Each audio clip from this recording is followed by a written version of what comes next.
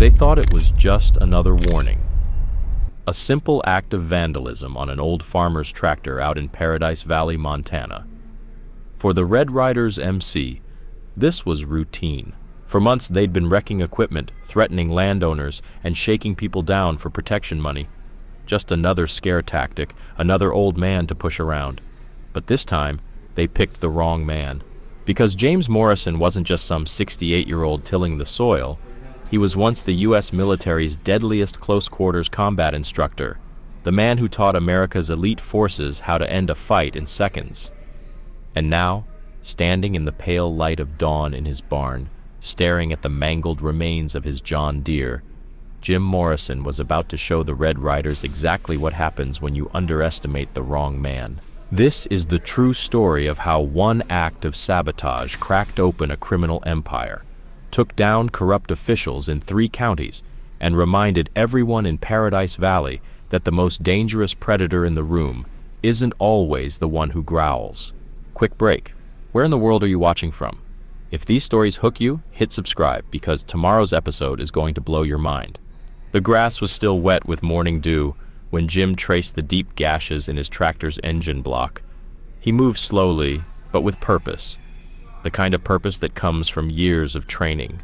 Fuel lines sliced clean, hydraulics crushed, wires ripped out. This wasn't random vandalism.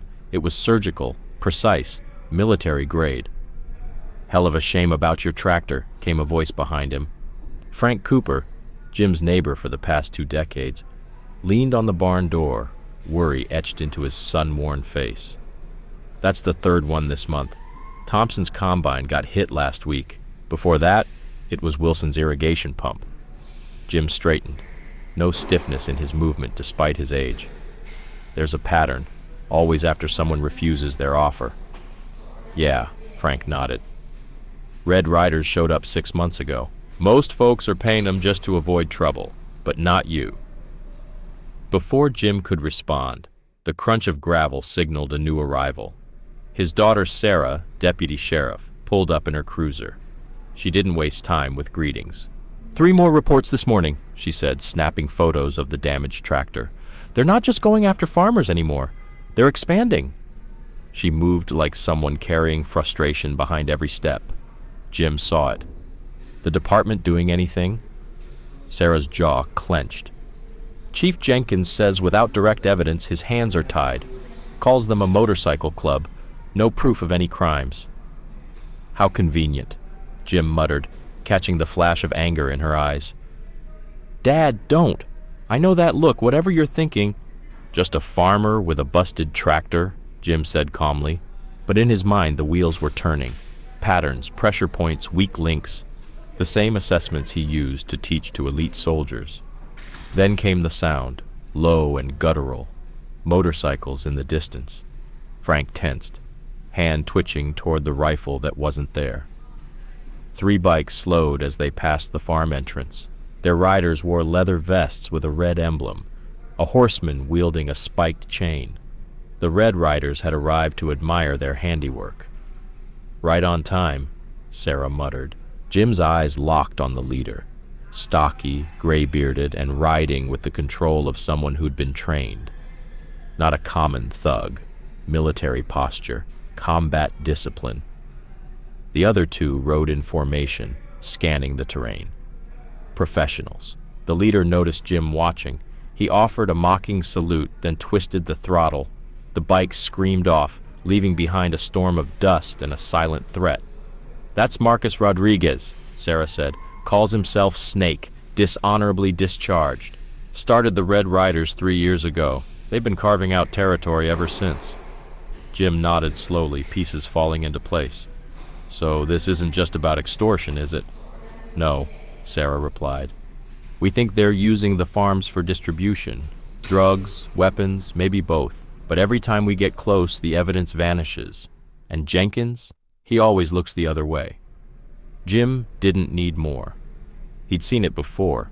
The same corruption in war zones, the same excuses. Frank cleared his throat. "Town meeting's tonight at Thompson's Diner. Folks are scared. You should come, Jim. Let 'em hear from someone who's not afraid." Jim said nothing, but his mind was already sharpening. The Red Riders picked Paradise Valley for a reason. Quiet place, remote, under-resourced police, vulnerable people. A perfect setup. But they made one fatal mistake. They thought Jim Morrison was just another farmer. They never asked why an old man moved like a soldier, why his eyes were always scanning, why he never ever seemed surprised. "I'll be there," Jim said finally. "Might have a few thoughts worth sharing." As Frank left and Sarah reluctantly drove back to her patrol, Jim stepped back into the barn, past the tools, past the bags of feed, toward a row of foot lockers he hadn't opened in years. Inside was gear that didn't belong on any farm. Tactical equipment, comms gear, surveillance tools. He had traded war for wheat, traded battlefields for barley fields, but the instincts hadn't faded. And now, the Red Riders were about to find out what happens when you declare war on the wrong man, in the wrong valley. They weren't as defenseless as they looked. And all of this, the rising tension, the unraveling secrets, had started with one wrecked tractor. Thompson's diner buzzed with quiet urgency that evening as farmers from across Paradise Valley gathered behind closed doors. Maria Thompson had shut the place down early for the private meeting, but the coffee kept coming, fueling worried murmurs and furrowed brows. Jim Morrison sat alone in the corner booth, saying little, eyes sharp. He wasn't just listening. He was reading people, studying posture, tone, tension, gathering intel, just like he used to train elite teams to do. "They're hitting South Valley now," Doc Wilson said, his steady veterinarian hands now trembling slightly around a ceramic mug. "Found 2 horses with broken legs. Intentional breaks. Someone sending a message. And insurance won't touch it." Frank Cooper added grimly, "Jenkins keeps filing them as equipment failure or livestock accidents. No investigation, no suspects. Nothing." Jim caught the way some farmers averted their eyes at the mention of Chief Jenkins. Fear, guilt, or both. The Red Riders weren't just breaking machinery. They were cracking the community, one threat at a time. Maria Thompson approached Jim's table, coffee pot in hand. At 65, she ran the diner like a general, one who'd survived 3 recessions and never backed down. "Your girl Sarah was in earlier," she said in a low voice, refilling his cup. "She's worried about you. Says you've got that look again." Jim gave a faint smile. "Just weighing some options." "Like back in '85? Maria raised an eyebrow. "When those cattle thieves thought they could set up shop here and you showed them otherwise?"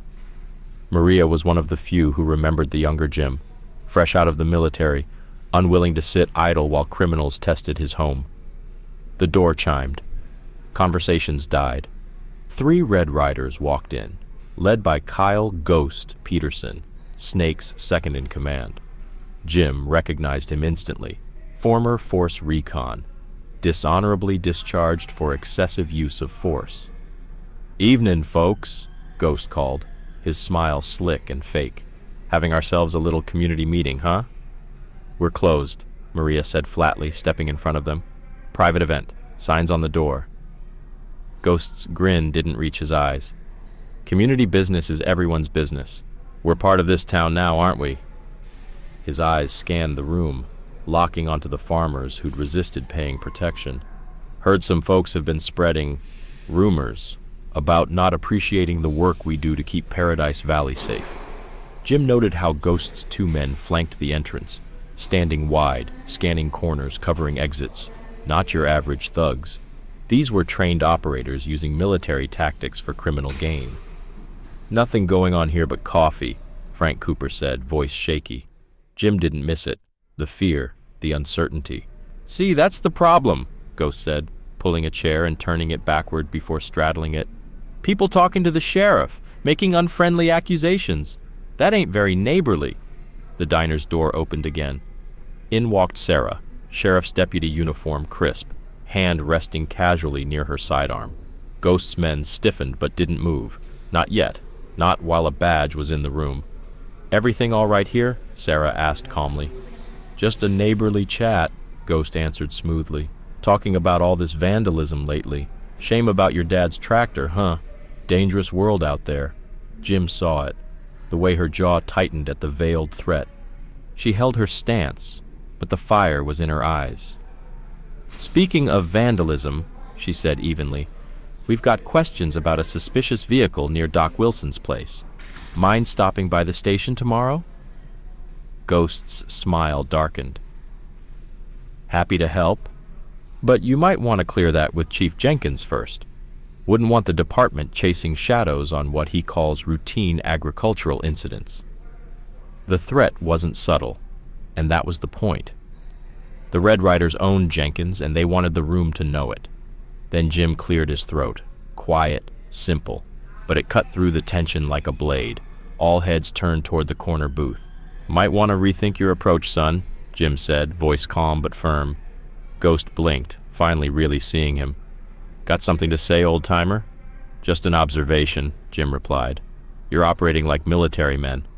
But you've forgotten the first rule of tactical assessment." Ghost smirked. "Yeah?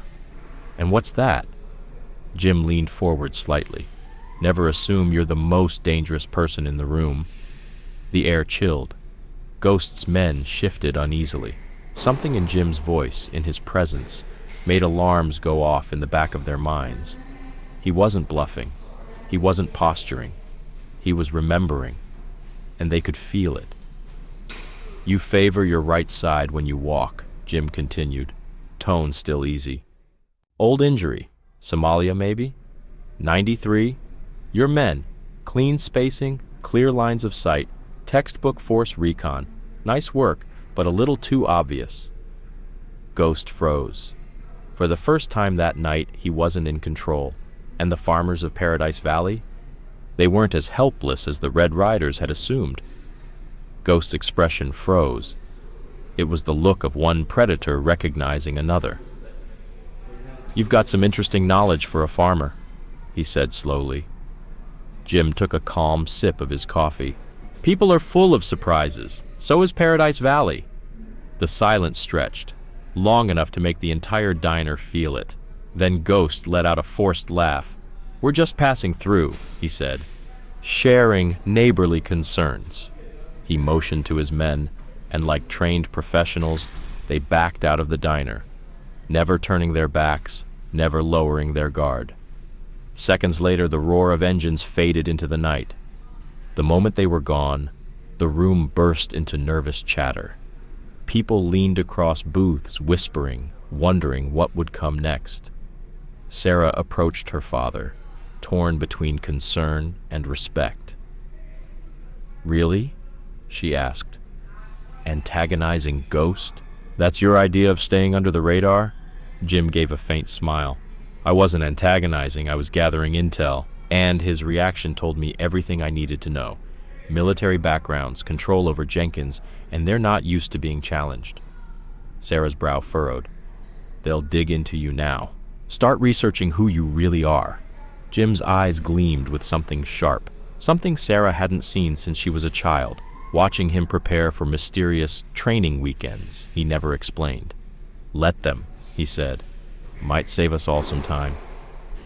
As the meeting wrapped, Maria slid into Jim's booth. Her eyes were tired, but her presence was steady as ever. "I remember when you first came here," she said. "Said you were done with that old life. Looking for peace." She patted his hand gently. "But you never really stopped running, did you?" Jim didn't answer. He watched the farmers file out, their faces drawn tight with fear, frustration, and something more dangerous. Desperation. Some things, he thought, are still worth standing up for. If you're feeling the weight of this story like we are, hit that subscribe button. It helps more than you know. Now back to the story. Outside, more motorcycles cruised past the diner, engines low and deliberate. The Red Riders were making sure everyone remembered. They were here. They were watching. But what they didn't realize was, tonight, they'd exposed something they shouldn't have.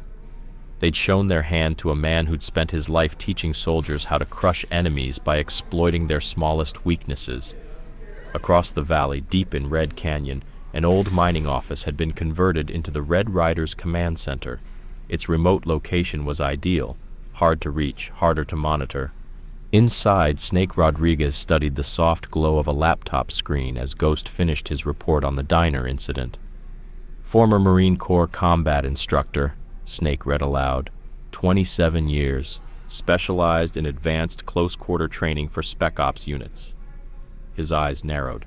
How the hell did we miss this guy in the background checks? Morrison kept it clean, Ghost replied, pacing. Retired, bought land, kept his head down.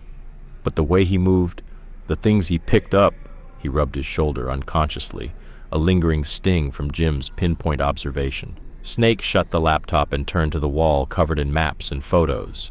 The blueprint of their Paradise Valley takeover. Man like that, we don't hit him head on. Not yet. You want me to send a stronger message? Ghost asked, jaw tight. Snake shook his head. Too risky. We need more intel first. He tapped a photo on the board. Sarah Morrison in her sheriff's uniform. Start with the daughter. Find out what she knows. Especially about Jenkins. While they plotted, Jim Morrison was already 2 steps ahead. From his parked truck on a hilltop overlooking the county road, he watched through high-powered binoculars. Below, Red Riders escorted a convoy of unmarked trucks toward Red Canyon. The movement, the timing, the patterns, it was all too precise. Military precise. You seeing what I'm seeing? Came a voice from the passenger seat. Thomas Bear Anderson, former Force Recon, one of Jim's best students, now a small-town mechanic. He'd shown up an hour after Jim called, no questions asked. They're moving something big, Jim said, handing him the binoculars. Weekly runs, Bear observed. From the tire marks and road wear, cargo's hidden, but the trucks, they're customized gunrunner rigs, false compartments, reinforced axles. That's million-dollar gear. This is way beyond some outlaw motorcycle club, Jim said. Sarah called. Jenkins is blocking her investigation, trying to push her onto desk duty. No surprise there, Bear replied. Guy's not just compromised, he was waiting for them, Jim nodded. They didn't flip Jenkins. He was already on their payroll.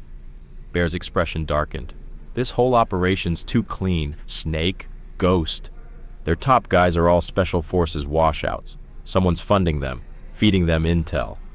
Jim pointed to the disappearing convoy, and giving them serious hardware. His phone buzzed. A text from Sarah. Found something. Meet me at Doc's. Urgent. 20 minutes later, they pulled up to Doc Wilson's veterinary clinic. Sarah met them in the back office, still in uniform. Doc looked nervous. Tell them, Sarah said. Doc swallowed. Had a break-in last week. Didn't report it, nothing seemed missing. But yesterday I did inventory. He opened a locked cabinet revealing an empty shelf. They took specific meds, ketamine, barbiturates, stuff you'd use to cut drugs. They're not just running guns, Sarah added. They're starting a drug operation, and the farms they're protecting, they're turning them into distribution hubs. Jim's jaw set, smart, ruthless, military-grade planning. But now they'd made it personal. Bear's voice rumbled low, like a coming storm. Built-in distribution, forced cooperation, dirty cops in their pocket. Jim Morrison nodded, eyes locked on Doc's inventory list. This isn't the peak. It's the foundation. They're building infrastructure. He turned to Sarah. What led you here? Jenkins kept steering us toward Miller's Crossing, she said, jaw tight. Pushed hard. Kept saying it was the supplier hub. But it felt wrong. Too obvious. Like misdirection. Jim's eyes narrowed. And while everyone's watching Miller's Crossing, they're building the real operation here, Bear finished, shaking his head. Outside, the low growl of a motorcycle passed by the clinic. It slowed. Through the blinds, they saw him. Ghost. No excuses, no disguise, just a stare that confirmed it. They're surveilling us now, Sarah said quietly. Good, Jim answered, voice cold and razor-sharp. Let them watch. Let them wonder what else we know, what we've set in motion. Doc fidgeted. After what they did to my horses, I'm worried. They won't move yet, Jim said, calm authority settling the room. Because we just changed the equation. Now they don't know who we've told, what we've prepared, what kind of insurance we've put in place. He turned to Bear. Remember the containment op in '98? Bear's eyes lit up. The one where we let them think we had more intel than we did? Exactly. Sometimes the threat of exposure is more powerful than exposure itself. Jim looked at Sarah. How many clean officers can you trust? She thought for a moment. 3, maybe 4. Rodriguez has leverage on most of the department. Jim turned to Bear. How many of our old unit are still close? 4 I can reach within hours. Good men. Oh, you big. Jim's mind was already in motion. Doc, I need a list of every farmer they've hit. Sarah, get me everything on Jenkins's financials. Bear, time to make those calls. Sarah looked at her father. What are you planning? They want to play soldiers? Jim's voice sharpened into something dangerous. Let's show them what real soldiers do. He stood. They've been hunting us. It's time we start hunting back. As they left the clinic, another Red Rider cruised by, trying to act casual, watching, recording. But they didn't realize they were exposing their roots, their timing, their vulnerabilities. They chose Paradise Valley because it looked soft. Quiet farmers, corrupt cops, remote terrain, perfect for an illegal empire. But they miscalculated, badly. Because Jim Morrison wasn't just a farmer. He was a predator who'd finally been given a target, and now he had a mission. The war for Paradise Valley was about to change, fast, and the Red Riders were about to find out why Jim Morrison's name still echoed in the special operations community as the guy they brought in when nothing else worked. Dawn lit the red cliffs of Red Canyon as 3 unmarked trucks rolled out of the compound, only to slam on the brakes. A massive oak blocked the road, too perfectly placed to be a coincidence. The convoy rerouted to their backup path, only to run into a county road crew wearing bright orange vests, and faces Bear Anderson knew well. All former special forces, all hand-picked. Routine inspection, Bear told the lead driver with a cold smile. Environmental concerns. Might take a few hours. Back at the Morrison farm, Jim watched it unfold through his scope. Right on schedule, he murmured as Sarah pulled up next to him. Jenkins is furious, she said. But we did everything by the book. Permits, orders, all legit. He can't stop the inspection without drawing heat. Jim nodded. Ghost? He's making calls. 3 so far. He's rattled.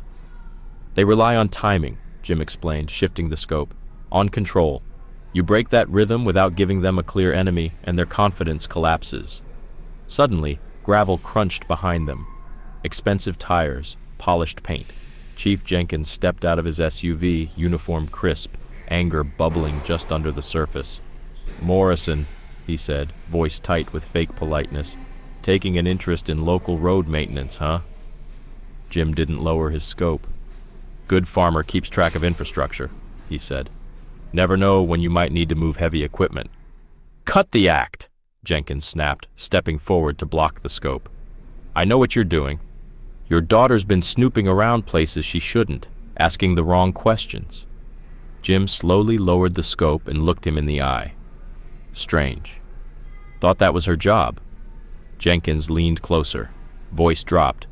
Last warning. Back off. Farms are dangerous places. Equipment fails. Fires start. Chemicals spill. His meaning was clear. Then Sarah stepped forward, voice calm but steel-edged. That sounded a lot like a threat, Chief. He turned. She tapped the body camera on her vest. Recording's been live since you pulled in. Jenkins's fake smile cracked. Just expressing concern, he muttered, retreating to his SUV. But it was too late.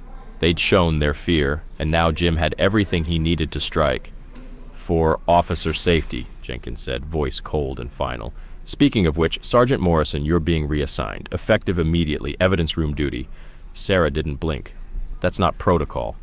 Reassignments require new protocol. Jenkins cut her off, smirking. Times are changing in Paradise Valley. Smart people learn to change with them. Jim watched Jenkins pull away, his SUV disappearing in a cloud of dust, but not before the chief reached for his radio. Bear, you catch that? Jim murmured into his concealed earpiece. Every word, Bear's voice crackled back.